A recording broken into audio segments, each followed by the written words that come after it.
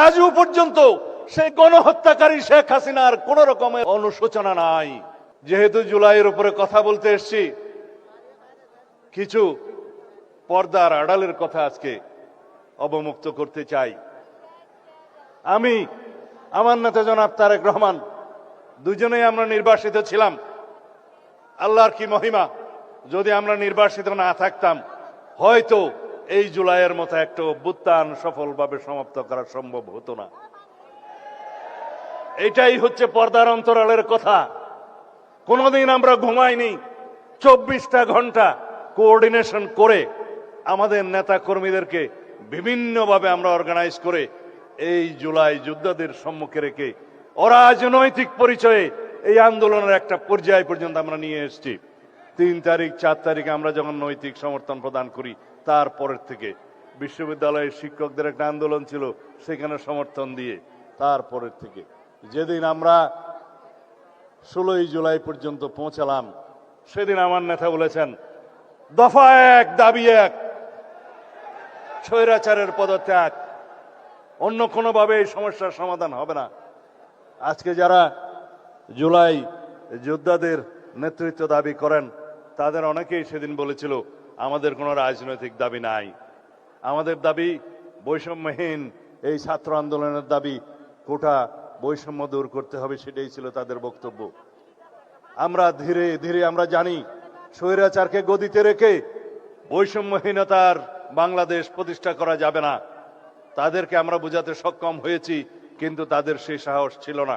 আমরা রাজনৈতিকভাবে সমগ্র বাংলাদেশের সকল মানুষকে ঐক্যবদ্ধ করে শত সহস্র শহীদের রক্তের এই স্রোতের মধ্য দিয়ে আমরা এই জায়গায় এসেছি। আজকে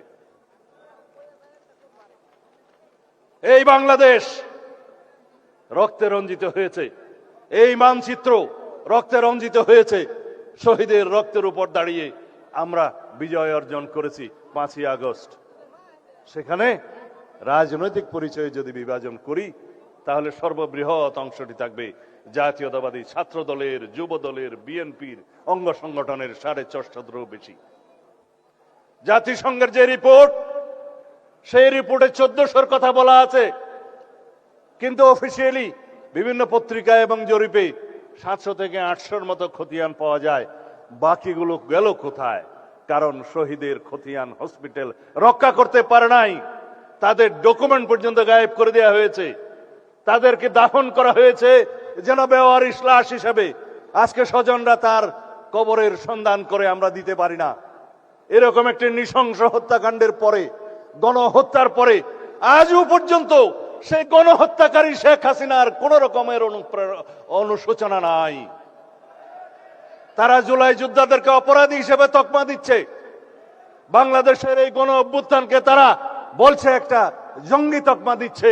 বাংলাদেশে নাকি জঙ্গিবাদের মধ্য দিয়ে তাদের রাষ্ট্র ক্ষমতা ছিনিয়ে নেওয়া হয়েছে। এর চাইতে লজ্জাস করার কিছু নেই। তাদের মধ্যে অনুশোচনাও নেই, তারা দুঃস্বীকারের সেই অবস্থাও তাদের নেই, সেই ইতিহাসেই তাদের নেই।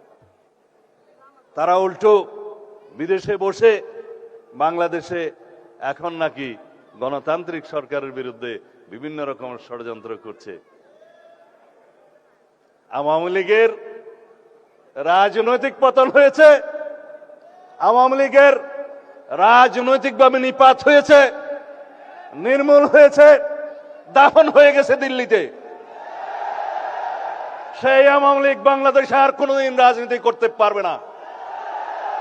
রাজনৈতিক দল হিসেবে আওয়ামী লীগের বিচার দাবি করেছি আমরা, আপনারা দাবি করেছেন, তদন্ত পরিচালিত হচ্ছে। ইনশাআল্লাহ খুব শিগগির রাজনৈতিক দল হিসেবে সেই রাজনৈতিক দলকে বিচারের কাঠগড়ায় নিয়ে যাওয়া হবে। সংবিধানের 47 আর্টিকেল অনুসারে আইন সংশোধন করা হয়েছে, সন্ত্রাস বিরোধী আইনে আছে, আইসিটি অ্যাক্টে আছে, রাজনৈতিক দলের সংগঠনের বিচার করা যাবে। সুতরাং